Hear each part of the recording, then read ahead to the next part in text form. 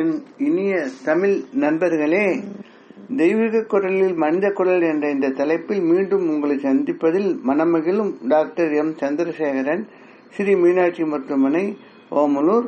இப்பகுதியில் நாம் திருவள்ளுவர் எழுதிய குரல்களுக்கு உண்டான சிறுகதைகளை பார்த்து வருகிறோம். குரலின் கருத்தும் பொருளும் கதை வடிவாக வந்தால் புரிதலுக்கு நன்றாக இருக்கும் என்பதற்கே இந்த முயற்சி. தற்கால மனித வாழ்வில் நடைபெறும் நிகழ்வுகளை இக்கதைகளின் பொருளாக கொடுத்துள்ளதால் திருவள்ளுவர் கருத்துக்கள் எக்காலம் பொருந்தும் என்பதையும் இதன் மூலம் நாம் உணரலாம். குரலின் கருத்தையும் கதையும் இணைந்து ரசிக்க கேட்டுக்கொள்கிறேன். தற்போது அவர் எழுதிய கல்லாமை அதிகாரத்தில் 3ஆம் குரல். இது எண்ணிக்கைப்படி 283ஆம் குரல். குரல் என்னவென்றால், கலைவினால் ஆகிய ஆக்கம் அளவிருந்து ஆவது போல கெடும். இதன் பொருள் என்னவென்றால், திருடுவதால் வரும் செல்வம் பெருகுவது போல தோன்றி விரைவில் அழியும். கதையை பார்ப்போம். ஹோட்டல் அன்னபூரணி மாநில தலைநகரில் மக்கள் நடமாட்டம் நிறைந்த பகுதியில் அமைந்த பிரம்மாண்ட ஹோட்டல். 2 அடுக்குகள், மாடர்ன் கிச்சன், வாடிக்கையாளர் விரும்பும் வசதிகள் அனைத்தும் உள்ளன. ஒரே சமயம் 200 பேர் அமர்ந்து உண்ணலாம். பாரம்பரிய உணவு, ஃபாஸ்ட் ஃபுட், வேலை நாட்டு உணவுகள் என அனைத்தும் கிடைக்கும். உரிமையாளர் விஸ்வா நாடு முழுவதும் வெளிநாடுகள் சிலவற்றிலும் இதே மாதிரி வைத்து பராமரிக்கிறார். நல்ல வருமானம். விழாக்கள், விசேஷங்கள், திருமணங்கள், மகாநாடுகள் என அனைத்து தேவைகளுக்கும் சப்ளை பரிமாற்றம் உண்டு. அதற்கு உண்டான வண்டி வசதிகள், தற்காலிக டென்ட் அமைப்புகள், பயிற்சி பெற்ற பணியாளர்கள், சப்ளையர்கள் உண்டு. ஒவ்வொரு ஹோட்டலிலும் நம்பிக்கையான ஒருவரை தேர்ந்தெடுத்து பொறுப்புகளை கொடுத்து பார்த்து கொள்ள செல்வார்.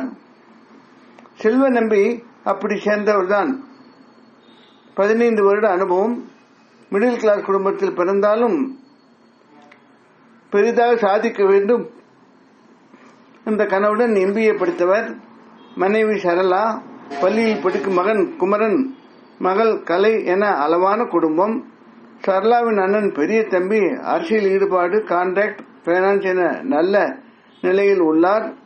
சரளா தன் கணவன் தனியாக ஹோட்டல் தொடங்க அண்ணனிடம் உதவி கேட்டாள். ஆனால் உதவி கிடைக்கவில்லை. இந்நிலையில் செல்வன் நம்பி ஒரு யோசனை செய்தார். இவ்வளவு பெரிய ஹோட்டல் செட்டப்பில் பணம் கையாளும் போது பிறர் சந்தேகிக்காத பணம் எடுத்துக்கொள்ள வாய்ப்புகள் உருவாக்க முடியும் என புரிந்து அதனை செய்தார். பொருள் வாங்குவதில், வெளியே சர்வீஸ் செய்யும் சமயங்களில், பராமரிப்பு செலவுகளில், பணியாளர் எண்ணிக்கை, அவர்களது நல செயல்பாடுகளில் அரசாங்க அதிகாரிகள் சமாளித்து நடத்துவதில் பலவிதமாக கைவரிசை காட்ட ஆரம்பித்தார். இதை பெரிய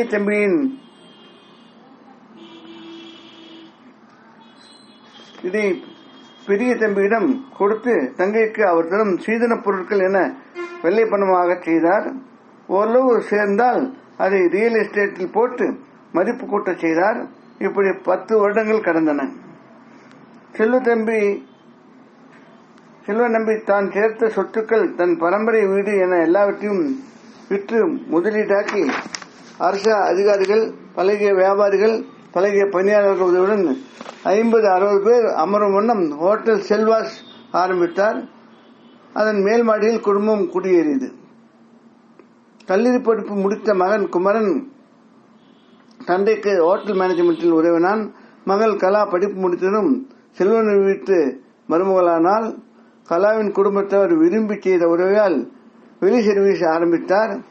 செல்வ நம்பி பழக்கங்கள் பல வருடமாக இருந்ததால் வியாபாரம் குறுகிய காலத்தில் விரிவாக சென்றது. பெரிய தம்பியின் அரசியல் செல்வாக்கும் உதவ நல்ல முன்னேற்றம் கிடைத்தது.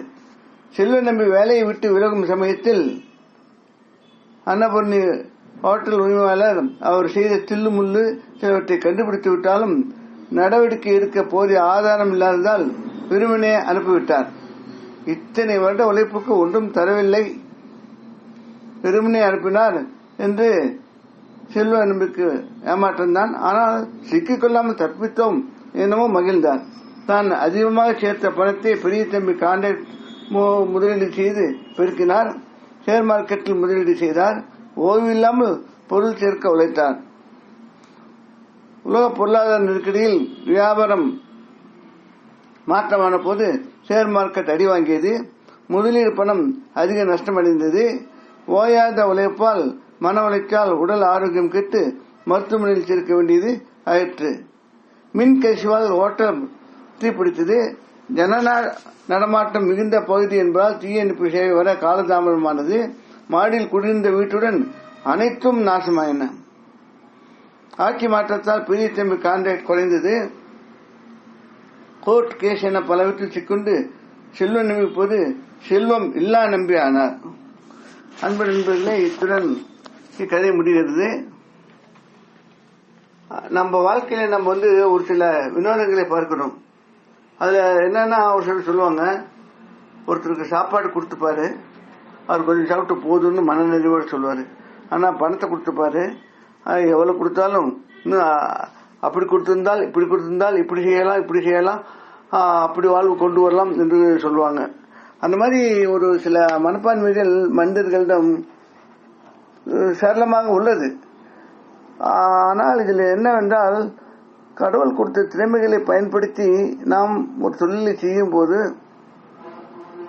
வெற்றிகள் கிடைக்கலாம், நஷ்டமாகாமல் இருக்கலாம். ஆனால் ஒரு சிலருக்கு மாபெரும் வெற்றிகள் கிடைக்கிறது. இந்த மாபெரும் வெற்றிகள் நாம் ஒரு விதத்தில் அனுமானம் செய்ய முடியாது அதற்கு காரணங்களை. ஆனால் அப்படி ஏற்றத்தாழ்வுகள் இருக்கதான் செய்கின்றன.